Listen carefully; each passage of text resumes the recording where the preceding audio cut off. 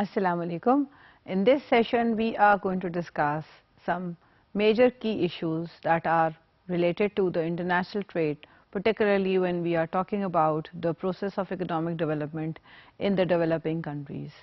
So, out of those so many different types of things that are linked up and they help us in explaining the overall impact of international trade on the process of economic development taking place in a developing country. One is that whenever we look at the overall export structure or the total exports of a developing country, we see that exports of a developing country are relatively less diversified as compared to the exports of a developed nation. So, when we look at the details of the exports of a developed country, we see that they will be exporting different types of items or different types of things. However, on the other hand, in the context of our developing country, the exports seem to be less diversified. They will be more focused, and the major exports will be 2 or 3 items that they will be exporting, which is something prone to a higher level of risk, and if there is less demand of those items in the international market, or if there are downward fluctuations in the price of those items in the international market, then they suffer the most. However, on the other hand, if we are talking about a country where the exports are relatively more diversified, so if there are some negative changes, negative fluctuations in the price of some of the items that they are exporting, the overall export earnings will not be suffered considerably. But if you are focusing upon just 1 or 2 things, one or 2 major things, then fluctuations in those will result in a significant fluctuation in the overall export earnings of a certain country, and they can be harmful for the overall process of growth taking place in that particular country. So, in addition to that, we also see that since the exports are less diversified in a developing country, at the same time we also see that the whatever they are exporting, whatever a developing country is exporting, it will be more in terms of the merchandise export, and if you look at the components of the manufactured items, वो उनका जो proportion है वो काफ़ी कम होता है in the total exports of a developing country. On the other hand, अगर आप developed nation के exports को देखेंगे तो वहाँ एक बहुत major contribution होगा जो कि manufactured items का है, और जो merchandise exports हैं वो relatively smaller proportion को constitute करती हैं. So अभी इसमें बुरी बात क्या, that when you are exporting manufactured items,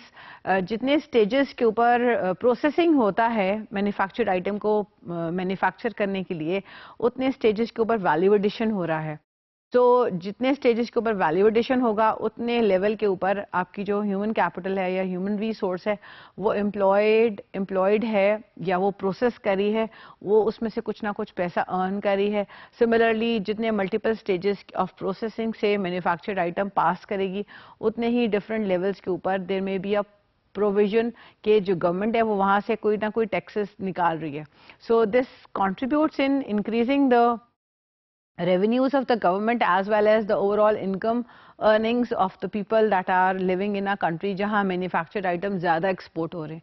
So हम देखते हैं कि जो developing nations हैं वहाँ जैसे अभी हमने discuss किया, देखा कि diversification exports में कम है. Secondly, हम merchandise exports ज़्यादा, manufactured exports कम. So इसी चीज़ को facts and figures की basis के ऊपर देखने के लिए I'm going to show you the real life data which has been taken for the year 2008. यहाँ मर्चेंडाइज एक्सपोर्ट्स और मैन्युफैक्चर्ड आइटम्स का डेटा लिया गया है 2008 के लिए, और ये आपको थोड़ा सा अंदाज़ा करने में आसानी देगा. यहाँ से इन नंबर्स के through you will be able to understand and see the things properly, जो कि आपको इंडिकेट कर रहे हैं कि जब हम डेवलपिंग कंट्रीज़ की बात करते हैं तो वहाँ जो मर्चेंडाइज एक्सपोर्ट्स है उसकी जो प्रोपोर्शन है वो रिलेटिवली लार्ज है as compare to manufactured items. However when we look at the developed nations तो वहाँ वहाँ मैन्युफैक्चर्ड आइटम्स का प्रोपोर्शन रिलेटिवली लार्ज होता है in the total exports as compare to the merchandise exports. So in order to make a comparison, or in order to look at the data which is there in the table which you are seeing right now, you can see that developing countries काफी सारे लिए गए हैं, starting from Malaysia, Nigeria, China, Venezuela, Philippines, Indonesia, Mexico, Sri Lanka, Kenya, Jamaica, niger, India, और फिर आपको Brazil का data देखने को मिल रहा है. And for the developed countries there are 3 countries that have been taken into account. United Kingdom है, फिर आपको जापान का डेटा देखने को मिलेगा, फिर आपको यूनाइटेड स्टेट्स का डेटा देखने को मिलेगा. In the second column, you will be able to see the merchandise exports, जो कि current million of US dollar के ऊपर account for किए गए हैं. And if you look at the magnitude of the values, China की value आपको काफी large देखने को मिल रही है, because we know China is one of the major exporters of the merchandise all across the globe. So, साथ ही में आपको देखने को मिलेगा कि जो values हैं that are given in the second column, they are pretty large for the developing countries section as compared to the developed nations section. और इसके next column में आपको देखने को मिल रहा है GDP for these countries, and that is also taken into account in terms of current millions of US dollars. So you can see that यहाँ पे आपको exceptions are there. Niger है, और साथ ही में very few countries are there जो कि आपको थोड़े से low level of income earn करने वाले countries हैं. Majorly all those countries have been taken into account in the developing country category, जहाँ merchandise exports काफ़ी बड़े quantity में हैं, और naturally वहाँ GDP per capita भी sufficiently large देखने को मिल रहा है. But if you look at the fourth column, which gives you the proportion of merchandise exports as a share of the total GDP in percentages form, तो यहाँ आपको comparison करने में काफ़ी आसानी होगी कि आप मलेशिया की value को देखते हैं तो total GDP का 90% is the merchandise exports in Malaysia in 2008 as compared to 17% in United Kingdom. So just for the comparison purpose, as I was mentioning earlier, मैंने आपको बोला कि developing countries में merchandise exports का share relatively large होती है as compared to manufactured items, and that can be seen by looking at this data कि आप देख रहे हैं developed country में for United Kingdom it is 17%, for Japan it is 16%, however for United States it is just 9%. और इसी को अगर आप compare करें, देखें मलेशिया के साथ में, या आप वैल्यू उठाएं चाइना का, या आप वैल्यू उठाएं केन्या का which is 16%, तो the overall proportion of the merchandise exports as a share of GDP is sufficiently large. For Nigeria it is 40%, for Malaysia it is 90%, for once again for China it is 33%, which is pretty large. Now switching over to the last column, आपको देखने को मिलेगा manufacturers export as percentage of merchandise exports. So यहाँ आपको once again you can see that the difference is pretty significant as long as the manufacturer exports as percentage of merchandise export is concerned. It is 54 for Malaysia, it is just 5% for Nigeria. However, for United Kingdom it is 70%, and for Japan it is as high as 89%. For USA it is 74%. So this backs up the statement which I just made, saying that जैसे जैसे आपकी जो country है वो develop करती चली जाती है, वहाँ आपके मैन्युफैक्चर्ड एक्सपोर्ट्स का प्रोपोर्शन बढ़ता चला जाता है. और जब आप डेवलपिंग कंट्री हैं, यहाँ हमने देखा काफ़ी high level of income generating emerging economies को लिया गया था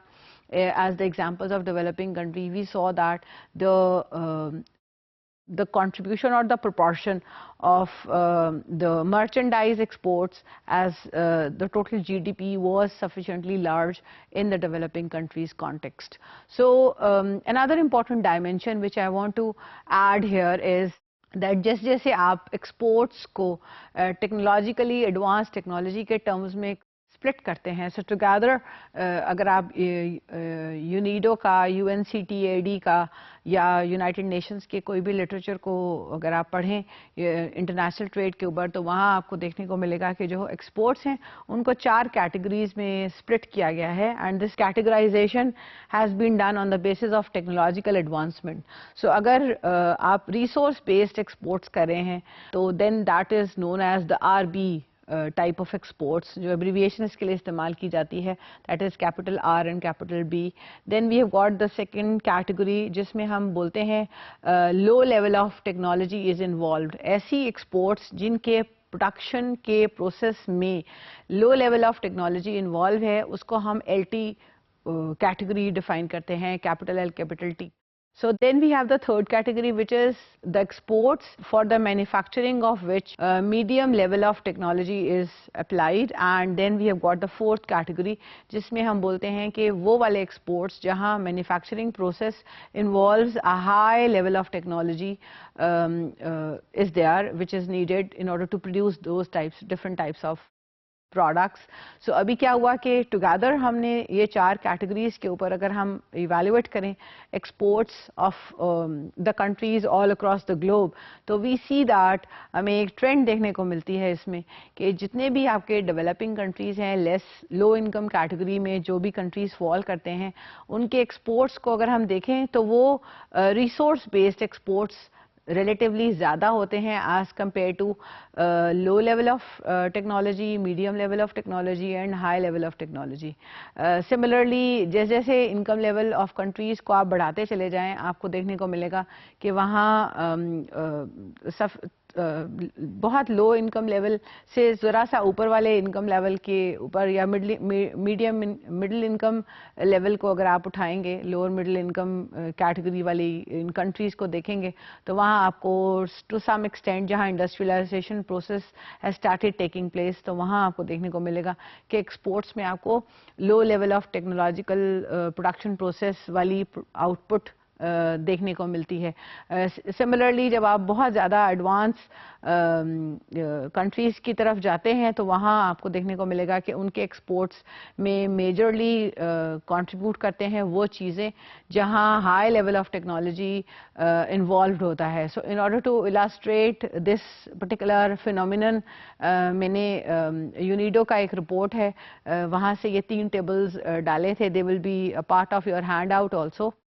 So I'm not, they've got extensive details. I'm not going to discuss these 3 tables in detail, but I'm just going to show you the trend that can be identified that is given in these 3 tables. So the first one is the resource-based manufactured exports. The data that has been covered in this table is from 2007 to 2011, and the values that you are seeing in this table are in $1 billion. So I'm switching over to the bottom pane, जहाँ income group की classification किया गया है, और as you can see high income industrializing countries, upper middle income industrializing countries, lower middle income industrializing countries and low income industrializing countries, ये 4 major categories लिए गए हैं इनकम ग्रुप्स के. और इसके अगेंस्ट आपको 2007 से लेके 2011 तक का डेटा मिलेगा, and that is pertaining to the resource based manufactured exports which is in $1 billion. So अगर आप इन नंबर्स को देखें तो आपको देखने को मिलता है कि जो आपके लो इनकम इंडस्ट्रियलाइजिंग कंट्रीज हैं, वहाँ जो प्रोपोर्शन है रिसोर्स बेस्ड मैन्युफैक्चर्ड आइटम का, that is very small. It is continuously the same. Starting from in 2007 the value was $6 billion, and even in 2011 the value is still $6 billion. कि वहाँ कोई आपको improvements देखने को नहीं मिले. लेकिन अगर आप देखेंगे lower middle income industrializing countries को और अपर मिडिल इनकम इंडस्ट्रियलाइजिंग कंट्रीज को, तो वहाँ आपको सिग्निफिकेंट इम्प्रूवमेंट देखने को मिलेगा. For 2007 the value for lower middle income industrializing countries is $354 billion, whereas for 2011 it has gone up from $354 billion to $604 billion. इसका मतलब almost double हो गई है contribution of the resource based manufactured exports that is there by the lower middle income industrializing countries. Switching over to the upper middle income industrializing countries, again we see that there is a significant improvement. The value of exports of the resource based manufactured exports has gone up from $72 billion to $96 billion. Now switching over to the high income industrializing countries, वहाँ भी आपको काफ़ी significant improvement देखने को मिल रहा है. The value was sufficiently large in 2007, equivalent to $143 billion, which has further gone up quite significantly to $261 billion, right? So you can see that even if the technology which is needed to manufacture a certain thing is not very high, still जो high income countries हैं या upper middle income countries हैं वो काफ़ी strongly dominate कर रहे हैं. But at the same time हमने ये देखा कि जो lower middle income industrializing countries हैं वो बहुत sharply उनका जो proportion है exports का, resource based manufactured exports का, वो काफ़ी double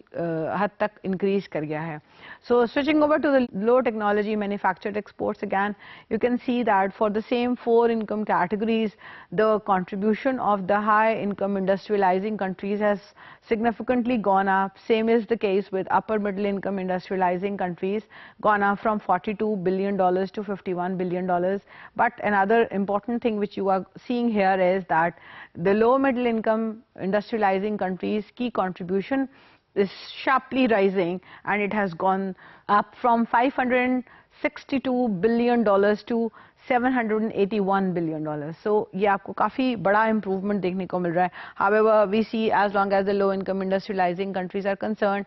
जहाँ टेक्नोलॉजी थोड़ा सा एडवांस हो जाता है, low level of technology is there, वहाँ उनका परफॉर्मेंस बहुत ना होने के बराबर है. Now if we move similarly to the medium technology manufactured exports, वहाँ अगैन आपको इसी तरह के सिमिलर ट्रेंड्स देखने को मिल रहे हैं, जहाँ आपको लो इनकम इंडस्ट्रियलाइजिंग कंट्रीज़ का कंट्रीब्यूशन तकरीबन ना होने के लिए मिल रही है, which is just $2 billion. Now I am switching over to the high technology manufactured exports for the same time period. Again the data is in $1 billion, और यहाँ भी आपको देखने को मिलेगा कि since we see that there is a considerable improvement in the total manufactured items that involve high level of technology in the lower middle income industrializing countries and in the upper middle income industrializing countries. But as long as the low income industrializing countries is concerned, we are seeing a 1 throughout. 2007 से लेके 2011 तक आपको throughout 1 देखने को मिल रही है, which indicates that whatever they are contributing, as long as the high level of technology manufactured exports are concerned, their contribution, the low income industrializing countries contribution is negligible. It is just equivalent to $1 billion. So this is how it tells you about the overall change or the overall split in the exports of the manufactured items. हम उनको nicely classify कर सकते हैं in terms of the extent of technology which you are requiring in order to manufacture them. और as we know कि जो हमारे low income industrializing countries हैं या लो इनकम कंट्रीज़ हैं, वहाँ level of education, level of technological expertise इतना high नहीं होता है, जिसकी वजह से आपके जो एक्सपोर्ट्स हैं वो बहुत ज़्यादा हाई लेवल ऑफ टेक्नोलॉजी वाले एक्सपोर्ट्स नहीं हो सकते हैं इन कंट्री में. सो नेचुरली अगर वहाँ की level of education, level of R&D को अगर आप सिग्निफिकेंटली इम्प्रूव करेंगे तो then you will be able to produce that type of output and export that type of output that involves a high level of technology. Now high level of technology का फ़ायदा क्या? उसका फ़ायदा ये कि अगर आप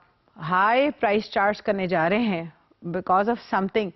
which involves a high level of technology, so then you will be able to generate a higher level of profit, high level of price will be there, right? So जैसे आप कोई high tech टेलीफोन की बात करते हैं, handset की बात करते हैं, let's say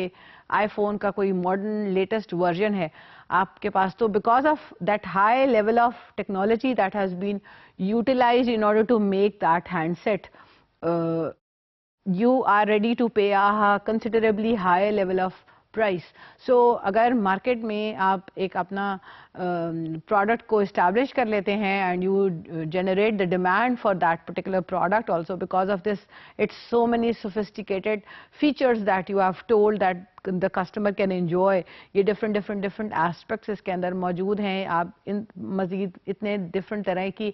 applications को इसमें डाउनलोड करके इनको इस्तेमाल कर सकते हैं. So ये सारे के सारे चीज़ें आप इस हाई लेवल ऑफ टेक्नोलॉजी के बदौलत हैं, और वो लेवल ऑफ टेक्नोलॉजी आपको और हैंडसेट्स में और फ़ोन में नहीं मिल सकती है. So by telling the customer this thing, by ensuring this thing, you will be able to fix up a higher level of price for your product. And if whatever technology you are introducing, you are telling the people that ये इसके ये benefits हो सकते हैं, this is harmless, relatively harmless to your health, ये आपको कोई ऐसे extra खतरनाक किस्म के radiations नहीं निकाल के देता है, आपको ये फलां काम करके दे सकता है. So उन सारे खूबियों की वजह से आप considerably high level of price को देने के लिए तैयार हैं. और अगर एक लार्ज चंक ऑफ कस्टमर्स आपको ऐसा मिल जाता है जो कि आपकी टेक्नोलॉजी को बाय कर सकते हैं, तो naturally you will be able to generate a high level of profit. और अगर आपको पूरे दुनिया के अंदर इस तरह की कस्टमर बेस मिल जाती है, तो then you can export your handset to different parts of the world at high price, make it and by ensuring a high level of profit as well. So all these things then contribute significantly in resulting a high level of income of all those people that are associated with that production process. So आपकी जो market share है वो भी बढ़ रही है, आपका profit है वो भी बढ़ रहा है, आपने प्राइस भी अच्छा खासा हायर लगाया हुआ है. बट अगर आप इसी को कंपेयर करें with a situation in which you are just exporting the primary products और non manufactured non processed products को, आप रॉ वेजिटेबल्स को, रॉ फ्रूट्स को अगर आप एक्सपोर्ट कर रहे हैं, तो वहाँ हमें जो बहुत सारे मसाइल का सामना पेश करना होता है. That is that as long as the agricultural commodities are concern, उनका जो प्राइस इलास्टिसिटी ऑफ डिमांड है that is considered to be relatively low का मतलब क्या कि अगर प्राइस में फ्लक्चुएशंस आ रहे हैं तो जो डिमांड के अंदर फ्लक्चुएशंस हैं वो काफ़ी कम होंगे. सो अगर प्राइस ऊपर चला गया है मसलन इंटरनेशनल मार्केट में, तो जो उसकी कॉन्सिक्वेंस के तौर पे जो डिमांड कम होगी that will be smaller, because food item है वो तो आपको लेना ही है. सिमिलरली अगर उसका प्राइस ऊपर चला गया है, महंगा हो गई है कोई चीज़, I just said if the price has gone up, the demand will go down. If the price has gone down, the demand will go up. But because of the low price elasticity of demand, the response in the change in demand will be relatively small as compared to the fluctuation in the price level. जिसकी वजह से आपकी जो overall magnitude है of exports, that will not go up significantly, that will not go down significantly. So more or less जो level of exports आपका primary goods का पहले है, अभी भी इन fluctuations के आने की वजह से अभी भी वही ही रहने जा रहा है. So जिसकी वजह से जो भी revenue आप generate कर रहे थे, even the price has, अगर प्राइस इंटरनेशनल मार्केट में ऊपर चला जाए या नीचे चला जाए, आपके रेवेन्यू के ऊपर, चूंकि आप प्राइमरी गुड को प्रोड्यूस करें, एक्सपोर्ट करें, आपके जो total revenue which you will be generating में बहुत बड़े बड़े फ्लक्चुएशंस नहीं आएंगे. So what ever you were earning earlier, you will keep on earning more or less the same amount of money. On the other hand, if you are producing something जो कि manufactured item है, जैसे मैंने अभी आपको iPhone का example दिया कि कोई आईफोन का लेटेस्ट वर्जन आप बेच रहे, उसकी प्राइसेस आप काफ़ी हाई लेवल के ऊपर लगा देते हैं, और if in that case the price elasticity is higher, P में जो भी फ्लक्चुएशंस आने जा रहे हैं प्राइस के अंदर, तो they will be contributing a big change in the demand. So again अगर आप प्राइस को सपोज स्लैश डाउन करते हैं या कोई डिस्काउंट दे देते हैं, उससे जो डिमांड में इंक्रीमेंट आएगा that would be many times bigger as compare to that slight change in that slight fall in the price level. So this will help you in generating a higher level of revenue, और इससे आपकी जो total जो revenues है या income है वो काफ़ी कंसिडरेबली हाई हो सकती है, जिसकी वजह से इट इज़ ऑलवेज रिकमेंडेड कि आप मैन्युफैक्चर्ड आइटम्स को एक्सपोर्ट करें, आप हाई लेवल ऑफ टेक्नोलॉजी वाले चीज़ों को एक्सपोर्ट करें, और आपका जो प्राइमरी या अनप्रोसेस्ड गुड्स हैं, चूँकि उसमें प्रॉफिट की मार्जिन बहुत छोटी है, low elasticity of price to fluctuations in demand की वजह से, तो you are not able to earn much a bigger amount of money या आपके revenues बहुत ज़्यादा हो नहीं सकते हैं. On the other hand, another important thing which is associated with the agricultural commodities export is the supply shocks. अगर हमारे country के अंदर या किसी भी country में जो कि agricultural products को export कर रहे हैं, वहाँ कोई natural disaster आ जाती है such as flood या storms आ गए या कोई hurricanes आ गए या कोई भी इस तरह का मसला हो गया, तो उससे अगर आपकी एग्रीकल्चरल क्रॉप ख़राब हो गई है तो उससे आप again you won't be having anything to export then if you are producing exclusively the primary products and then you are exporting them. So अभी इस natural disaster की वजह से या supply shock की वजह से आपके exports जो हैं वो totally disturb हो सकते हैं. On the other hand, अगर आप manufactured items को export कर रहे हैं तो if that these kinds of natural disasters आकर वो उतने strongly या devastatingly आपके output को नहीं influence करने जा रहे. So that is another edge which the developed nations enjoy और वो चीज़ें sell करते हैं, produce करते हैं जो technologically advance हों, जिसके ऊपर high price level, high बड़ी margin of profit होती है, जिसकी वजह से और plus उनका ये जो supply shocks के issues वहाँ ज़्यादा बड़े नहीं होते हैं manufactured items, as long as the manufactured items are concerned, therefore they are able to generate more money as compared to what the exporters of the primary commodities make. So that also results in issues that are important for the students of development economics. And then another important thing is कि जब आपके fluctuations आ रहे हैं export earnings में, तो उसमें instability आ रहा है और instability ensure कर रही है या बता रही है, indicate कर रही है risks that are associated with the income level. So अगर मुझे ये लगे कि मैं प्राइमरी कमोडिटी को या एग्रीकल्चरल एक्टिविटी वेजिटेबल्स को एक्सपोर्ट करने जा रही हूँ और last year there was flood या बहुत ढेर सारा बारिश होने की वजह से मेरा क्रॉप ख़राब हो गया था and I couldn't earn make good money क्योंकि मेरे पास एक्सपोर्ट करने के लिए बहुत थोड़ा सा amount of output was there, तो I made very little amount of money. तो हो सकता है कि because of this fluctuations in this lots of fluctuations or instability in the income which I earned last year by exporting that very little amount of vegetables, I may decide to move to some other economic activity जिसमें इस तरह की instability ना हो. So therefore we see that लोगों में primary goods produce करके export करने वाले लोग जो हैं वो थोड़े से इस instability के शिकार होने की वजह से बहुत ज़्यादा enthusiastically इस particular तरह के कामों में participate नहीं करते हैं. So we see that because of that fluctuation or instability in the income level, there is not lots and lots of stuff which is available for the international market by the developing countries, and that is mainly because of the fluctuations or the instabilities attached with this kind of activities. Another important thing which we look at the international trade is that there have been various contributions that are made by different theorists that explain the process of development. And before we explain the process of development, it is important to understand that why at the first place people go for international trade. So if we look back into the history, we see that way back even in the 16th century, we see that there were people, merchants, who used to buy things from a certain part of the world. They used to move from one part to another in order to sell that stuff. And आपने stories पढ़े होंगे Marco Polo के भी, Ibn Battuta के भी, और इन सारों लोगों का ये काम था कि ये पुराने ज़माने के अंदर आप हिस्ट्री में या स्टोरीज़ में आपको देखने को मिलता है कि their objective was to buy stuff from one place जहाँ वो cheap है और उसको उठा के वो साथ में travel करते थे और उन जगहों पे लेके जाके बेचते थे और अपनी लिविंग निकालते थे जहाँ वो रिलेटिवली मुनासिब बेहतर हायर प्राइसेस के ऊपर सेलेबल हों. तो these kinds of evidences are there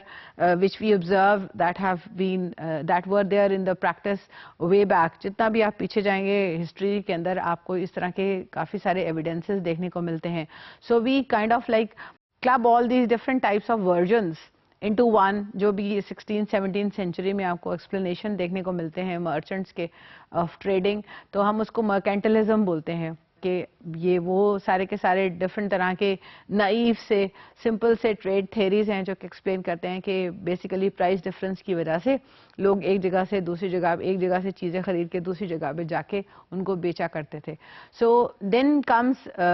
this concept of absolute advantage, जिसको हमने देखा कि 1776 में जब एडम स्मिथ ने किताब ऑथर करी वेल्थ ऑफ नेशंस, तो he wrote down the concept of division of labour and he talked about the concept of absolute advantage also. And according to him he said that वो सारे countries जिनको किसी एक चीज़ को produce करने में absolute advantage हासिल हो, यानी कि if the opportunity cost of producing something is considerably lower in a certain country, then they excel in producing those things and they use the concept of division of labor. और वो चीज़ें ज़्यादा तादाद में उस country में बना के फिर वो दूसरे countries को supply अगर करेंगे या करते हैं तो वहाँ से उनको gains from trade मिलते हैं, और इस तरह से it is very very advantageous for the countries who have an absolute advantage in the production of a certain thing to specialize in the production of that particular item. And this is by specializing they will be able to utilize some of it and export or sell it to the other countries जिनको absolute advantage नहीं हासिल in the production of that particular product. या कोई भी चीज़ को आप ले लें, cloth को के manufacturing को ले लें या किसी भी चीज़ को. But when we look at the the real world and the distribution of the natural resources and the skills that are possessed by individuals that are situated in different parts of the world, we see कि दुनिया में बहुत थोड़े से ऐसे मुल्क हैं जिनके पास किसी न किसी चीज़ के प्रोडक्शन का absolute advantage है. But overall we see that there are a number of different types of production activities जिनमें absolute advantage सारे के सारे countries को किसी न किसी एक चीज़ के ऊपर नहीं है. And for that matter we see that since the absolute advantage is not there but still trade is taking place, तो उसके लिए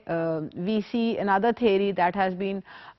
promulgated by another very famous renowned economist called David Ricardo. उन्होंने 1817 के अंदर एक किताब लिखी जिसमें उन्होंने absolute advantage की बजाय एक नया concept introduce किया which is called the law of comparative advantage. And the law of comparative advantage क्या कहती है, जो जैसे David Ricardo ने उसको explain किया. I'm going to use board and take up an example in order to illustrate how by using different types of different values and taking into account the opportunity cost, how the concept of comparative advantage can be explained. So we are assuming that now I'm going to explain the comparative advantage theory.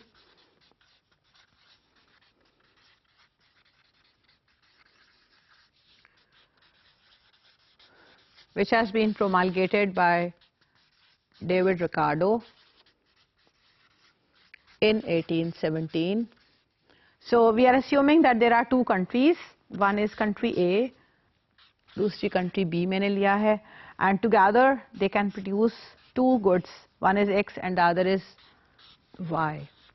So country A में अगर हम सारे के सारे resources that are available with country A, अगर हम उन सारों को हम on the production of good X लगाएं, तो they can produce 10,000 units of good X. And if instead of production of good X, we are spending all our available resources on the production of good Y, then we are assuming that together there can be 2,000 units that can be produced of good Y. So as long as the trade-off between the two is concerned, the ratio which is prevailing is 10:2, right? So similarly, if we look at country B, then whatever available resources that are present in country B are utilized in order to manufacture exclusively X units and none of Y, then we are assuming that it can be the production of 10,000 units of good X. So if instead of production of X in country B, if all the resources that are available in country B are utilized in order to produce Y only, not any unit of X, then together there can be 8,000 units that can be produced of good Y in country B. So as long as the ratio between these two is concerned, it is 10:8. So this can further be simplified as 1:5 and 1:1.25. So this indicates that if this is X, this is Y in country A, this is X, this is Y in country B. Well, so as long as production of good Y in country A is concerned, we see that the opportunity cost of producing 1 unit of Y in country A is 5 units of X, whereas the opportunity cost of producing 1 unit of Y good in country B is 1.25 units of good X. So we can see that the opportunity cost of producing 1 unit of good Y in country A is higher as compared to the opportunity cost of producing good Y in country B is concerned. So as long as the theory is concerned, it says that this particular thing indicates that country B has a comparative advantage of producing Y good because the opportunity cost is comparatively lower in country B of producing good Y in terms of good X as compared to country A. So it will specialize in the production of good Y. So this will specialize in good Y, and if I solve this ratio for X in order to get the opportunity cost of producing 1 unit of X, we get the relationship as 1 unit of good X corresponding to 1/5 units of good Y, whereas 1 unit of good X can be produced by paying the opportunity cost of 4/5 units of good Y. So over here you can see that, in other words, in decimal terms, this particular thing can be simplified as 1:0.8 and 1:0.2. So as long as production of good X is concerned, we can see that the opportunity cost of producing 1 unit of good X in country A is 0.2 units of good Y, whereas the opportunity cost of producing 1 unit of good X in country B is given as 0.8 units of good Y. Therefore, these two ratios indicate that country A has a comparative advantage in the production of good X, so it should specialize in the production of good X, whereas country B should specialize in the production of good Y, and in this case both will gain by trading, that whatever Y is demanded in country A will be imported from country B, and whatever X is demanded by the residents of country B will be imported from country A. So if that kind of a thing happens, then the residents of both countries A and B will facilitate because of the trade happening between the two countries, and when we look at the gains of trade which will be there enjoyed or achieved by the residents of the two countries are concerned, the utility levels, the consumption of the two items, as well as the utilities of the individuals living in the two countries will also go up. So we see that it turns out to be beneficial for both participants of the trade, both countries that participate in trade. Country A can contribute by specializing in whatever, by specializing in the production of that particular item in which it has a comparative advantage instead of having an absolute advantage. Because if you look at the absolute advantage, you see that country A has the absolute advantage in the production of both items, good X and good Y, whereas if you look at the comparative advantage of the production of the two goods in the two countries is concerned, then we see that the opportunity cost of producing good Y is higher in country A as compared to producing the same in country B. Similarly, the opportunity cost of producing good X is relatively smaller in country A as compared to the opportunity cost which you have to incur if you produce good X in country Y. So this is how the comparative advantage theory can be explained using the numbers, and later I am going to explain to you how the same thing can be described using the diagrammatic illustration. I'm using the same data set, the same example, which I used for the numerical illustration. So once again, we will be talking about country A and country B. So the ratios are the same. So by utilizing, this is suppose country A, by utilizing all the available resources, it can produce 10,000 units of good X and or 2,000 units of good Y, whereas country B can produce either 10,000 units of good X or 8,000 units of good Y. So in order to plot this, what I'm going to do is I'll be taking the units of output of good X along the vertical axis, good Y along the horizontal axis. This is good, our product X. This is country A, this is country B.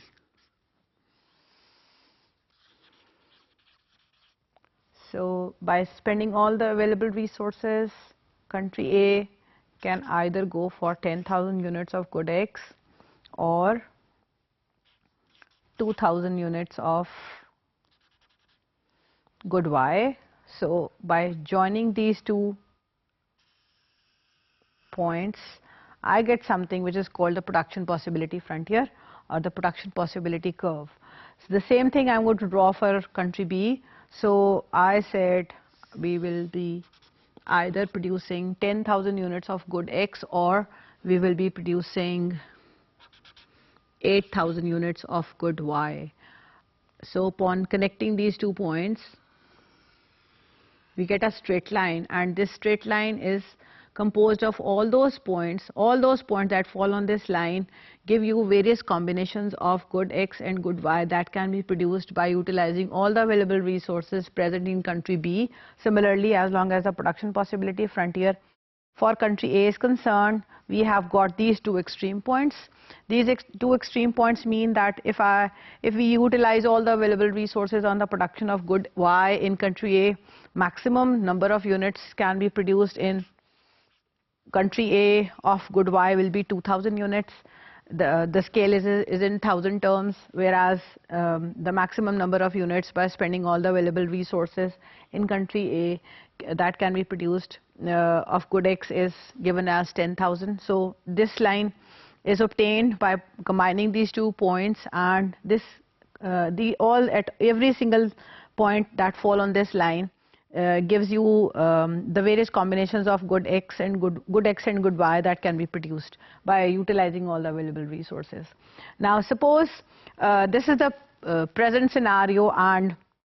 as long as the total output level is concerned, country A decides to produce at point A where it is producing 5,000 units of good X and 1,000 units of good Y. So the consumers living in this country or the individuals living in this country are enjoying this much level of satisfaction that is given by the indifference curve 1. So ये मैंने जो draw किया है, this is the indifference curve, and this explains the level of satisfaction or the level of utility which is being enjoyed or which is being utilized by the people who are living in country A, because this combination shows कि 1,000 units of good Y produce हो रही है और 5,000 units of domestic production हो रही है 5,000 units of good X की, और एक certain level of satisfaction is being enjoyed and achieved by the residents living in country A. Similarly, as long as country B is concerned, they have decided to produce at this particular level जब 4,000 units of good Y and 5,000 units of good X produce होने जा रहे हैं. So I just let me redraw this because this is not converging here. So I've taken this point over here. So this pertains to 5,000 units of good X and 4,000 units of good Y, and I'm labeling it as point A, and the level of satisfaction which is being derived by the people living in country B is given by I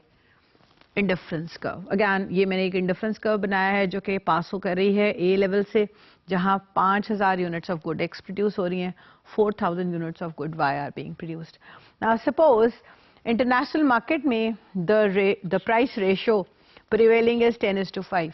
right, and as long as the price ratio prevailing in country A is concern, मैंने पहले भी बोला था, अभी फिर लिखने जा रही हूँ, it is 10:2, whereas here it is 10:8 और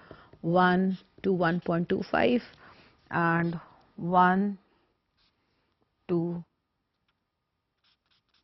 1 to 5. Fine. So if the two countries decide to get into the international trade and the price ratio prevailing in the international market is given by the ratio 10:5, then obviously as long as country A is concerned, they will decide to specialize in the production of good X because country A has a comparative advantage in the production of good X. So as a result, what happens that it will, following the international market price ratio, I have drawn this outward sloping dotted line which is now telling me the new price ratio has been accounted for, and if they start producing the same units of good X, they will be able to import a higher level of good Y in return by exporting this much amount of production of good X. So as a consequence, we see that after trade has taken place by making the sufficient imports from country B, the amount of good X which will be there in the country is given as 5 corresponding to point B, and the amount of good Y which will be consumed by the people living in country A is, suppose, has gone up from 2,000 to 2,500. Initially they were sitting at this point A, now they have gone up from point A to point B, where since good X is still 5,000, whereas the consumption of good Y has gone up from 1,000 to 2,500. Right over here,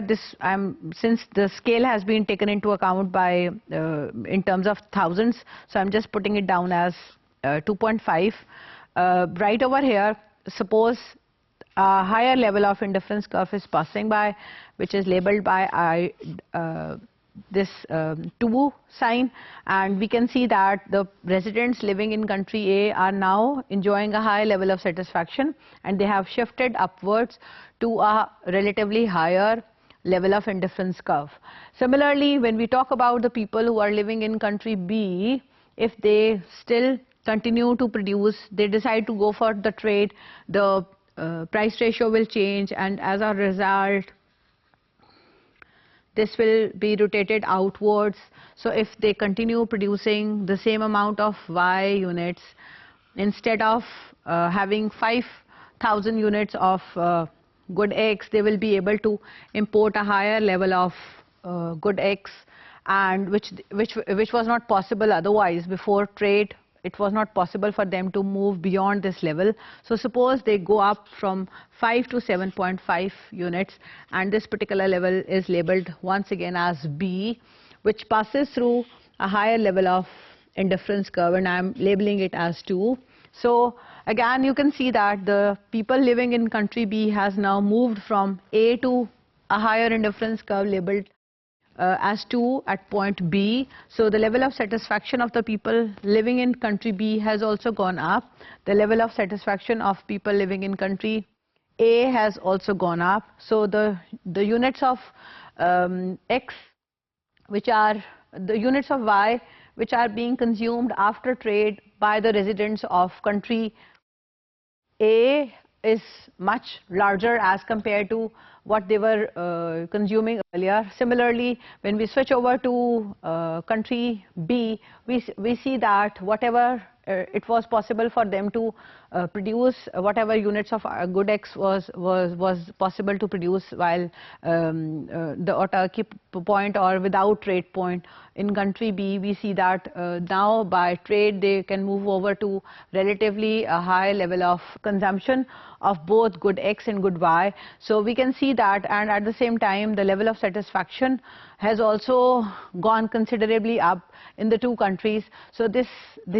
indicates the gains from trade, even if the comparative advantage of is there in the two countries. We see that some sort of gains are always there, and the people or the residents of the two countries that involved in the trade in the end gained both in terms of having more units of consumption of both X and Y, as well as the level of utility or satisfaction because of the greater consumption now because of the trade has also gone up. So the next thing which I'm going to briefly discuss with you is the concept of terms of trade, which I repeatedly used in this discussion of comparative advantage theory presented by David Ricardo. What we do is we take into account the price of exports and we take into account the price of imports. So when we divide the price of exports by the price of import, if suppose we are just exporting one thing and importing one thing, so if the price of that exported item is taken into the numerator and the price of that imported item is taken in the denominator, then the ratio of the price of exports to the price of imports is called the terms of trade, or the price ratio of export to import. Since in the real world it is not just one thing which we export and one thing which we import, what we do is we take into account the index of the prices of all the items which a country has exported and the index of the prices of all the things that are imported. So what we do is we take the price index of exports in the numerator and we take the price index of the imports in the denominator, and this is how the terms of trade or the price ratio of exports to imports is accounted for. So we have got a theoretical contribution which is called the Prebisch-Singer hypothesis. So they have worked on this concept of price ratios of export to import or the terms of trade. So according to this particular hypothesis, it has been identified that when trade takes place, over time we see that the export prices fall, and as a result what happens, since we have put the export price index in the numerator, so we see that the terms of trade will decline if there is a decline in the numerator term. So whatever we have in the numerator, if over time when the trade continuously takes place, तो जो आपका price of exports है वो over time decline करता चला जाएगा, जिसकी वजह से जो आपके terms of trade है वो कम होते चले जाएंगे. So this can be seen particularly when we look at the exports by the developing countries. जैसे मैंने अभी आपको पहले बोला that primarily the developing countries export unprocessed primary products, और उसमें over time if they continuously keep on exporting the same stuff, हमने देखा कि जैसे जैसे trade बढ़ती चली जाती है, जो price of export है they start declining. So इसकी वजह से भी जो डेवलपिंग कंट्रीज़ है वो इंटरनेशनल ट्रेड के थ्रू रेवेन्यू को इंक्रीज करने की बजाय उनकी रेवेन्यू फॉल करना शुरू कर देती है. So according to the Prebisch Singer hypothesis we see that there the trends which we observe in the developing countries export prices and the terms of trade which they experience, we see a downward trend over time in the price ratio or the terms of trade. So in order to overcome this problem, it has been recommended कि we know कि gradually जैसे trade का जैसे time increase करेगा, over time the price of the primary goods that starts declining in the international market, और आपके जो terms of trade है वो कम होने शुरू डिटीरियरेट करते हैं या प्राइस रेशो फॉल करना शुरू कर देता है. सो इस रेवेन्यू को कम और naturally that causes the revenue to go down. So इस रेवेन्यू को कम करने की बजाय अगर आप इंक्रीज करना चाहते हैं तो it is essential to increase the volume of exports also, knowingly that over time according to previous Singer hypothesis the price ratio is going to decline. Therefore it is essential to increase the volume, and once the volume of exports will go up, even if the price slightly declines over time, आपकी revenue जो है of the developing countries it will not fall, वो increase करेगी अगर आप साथ ही में सस्टेन करते हैं इंटरनेशनल मार्केट में by increasing the volume of exports as well. So we see that there have been a lot of empirical evidence that supports के जो रिलेटिव प्राइसेस है